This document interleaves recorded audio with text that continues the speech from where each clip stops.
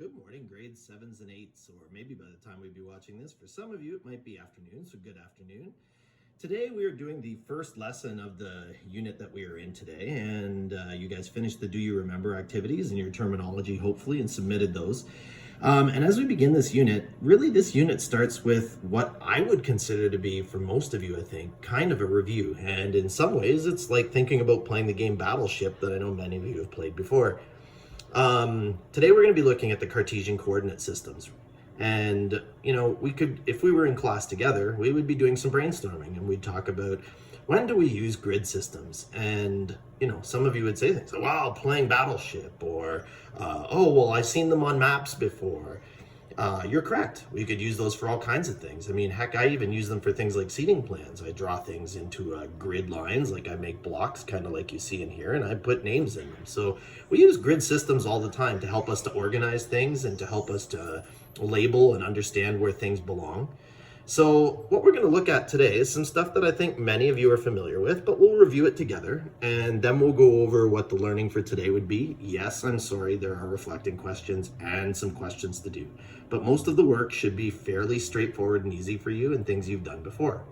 So if you take a look at this today, the first question we were asking you guys is, if you look at these maps, how are these two maps the same? And if we look at it, we could say, well, one belongs to Katya, the other one belongs to Susan. But if we look closely, they're both maps of the exact same place. So they both are maps that say they're of Maryville, Victory Hill, Crestview, Gloucester. Some of them have those names on them, like this one actually has names like Gloucester on, this one does not. But the general area that we're in is the same.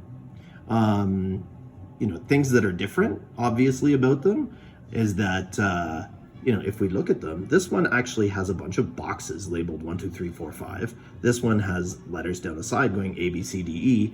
This one uses the straight Cartesian coordinate system. So the other thing I noticed that, of course, is the same is the center of each map is the exact same, but the way we've put coordinates on them is drastically different. So, for example, if I wanted to know where Maryvale is, you might say that Maryvale here is somewhere in box C2. But that's not incredibly specific, especially if you were trying to give someone directions to Maryvale. Whereas here, you might be able to say it is at coordinate location -2, 0. So this is the kind of thing that we're getting into in this unit, where you need to be specific with coordinates, and we're going to learn how to manipulate coordinates. So if we move down and take a look at these next pieces, which I think is review again, we're going to take a look at Susan's map. Okay. So Susan here has this map, and it says identify a location that is represented by each set of coordinates below. So if we look for +2, +2, we need to remember that all coordinates, sorry, it just shifted down on me and I didn't expect it to, but we need to remember that all coordinates are listed as x, y. And for those of you not remembering that, this is always your x-axis, and the one that goes up and down is your y-axis. So if we looked, we go +2, we're going to go over 2, and then we'd go +2 up. This is my positive. So this location at +2, +2 would be Victory Hill. Then if we looked at -6, -6, -6x is this way. Notice the negative sign. And -6 now is down. We would be at Nepean. If we went to -2, +6, so we go -2 on the x, +6, we'd be at Crestview. And if we were at +2, -4, we'd be over at +2, and now it says -4, so we go down, we'd be here at Gloucester. Okay. So these are things that I'm pretty sure are review for a lot of you, but let's take a look at trying it the other way around. Name the coordinates of each location using the grid system on Katya and Susan's map and Susan's map. So if we wanted to find Katya's house, right, we'd have to go back and we'd look at her map and we'd say things like, okay, well, if we wanted to know where Katya's house is, it would be very different describing where it is, because you might say something again like it's in B1, or it's in, you know, in this case, you might be it's in A2.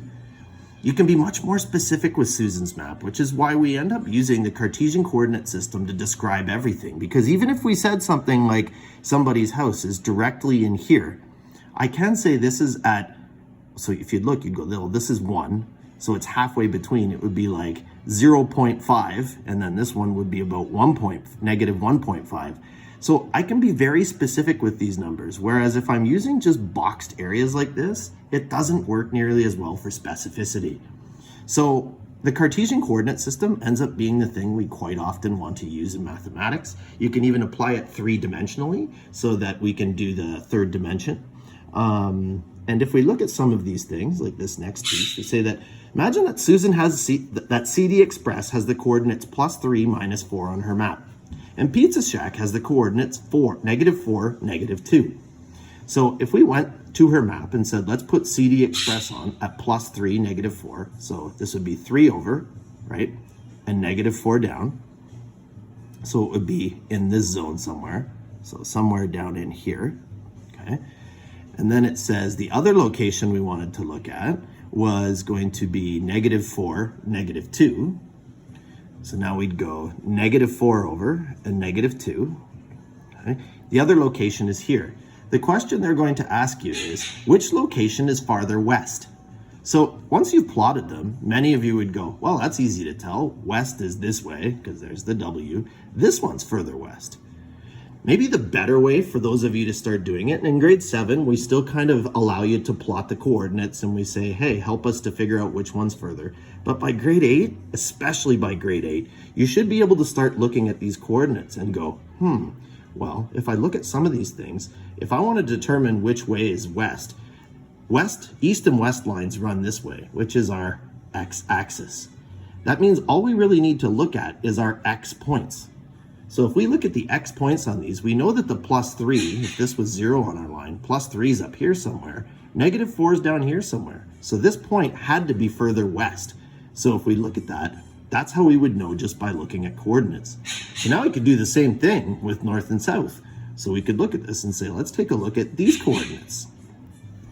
And we'd say, wow, well, these, just looking at the y coordinates, those would be the line that goes this way. And if this is our 0 point in the middle, we'd say, okay, well, we're looking at 1 at -4, so it's way down here. 1 at -2, that's here. Which one's further south?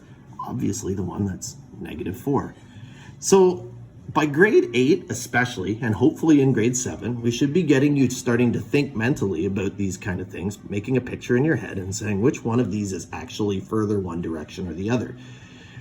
So if we said, Susan rides her bicycle from her school, -5 +4, to her grandmother's house at -3 +6. Does she ride east or west?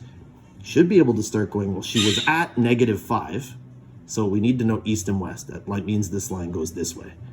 And we'd say she was at -5 and she went to -3. So she traveled this direction, which means she went east. And then you'd say, does she ride north or south? Well, she was at +6, so she was up here somewhere, and she went to +4, which is down here, so she actually went south. So these kind of things you should be able to start thinking through in your head and working your way through. In fact, I have done a big chunk of, let's notice A, B, C, D, and if we go down today and take a look, A, B, C, D, for one of the grades, you have gotten most of the activity finished today, okay? So that grade will need to make sure that you are able to answer the reflecting questions and submit those answers. And then we have some questions for you where you plot things on the coordinate system. Some of you are probably going to go, can I just do it on this page? We've always told you not to do these on this page because the work tends to be poor. Please do it in Notability. You can open up, if you go to the side, you can add new pages and you can, hold on. You can add new pages, and when you add the paper, you can switch in and add grid paper. So you can do it on that, okay? Grade 8s, I believe, are going to be doing this activity, and you will work your way just through reading this piece, and you will answer these few questions right down in here, okay? And then you will do some similar activities as well. So as best we can tell, this will be your activity for the day. It should not take an immense amount of time. We will be in class for you to answer questions, but grade 8s are going to do pages 222 and 223 and complete reflecting 1 to 3.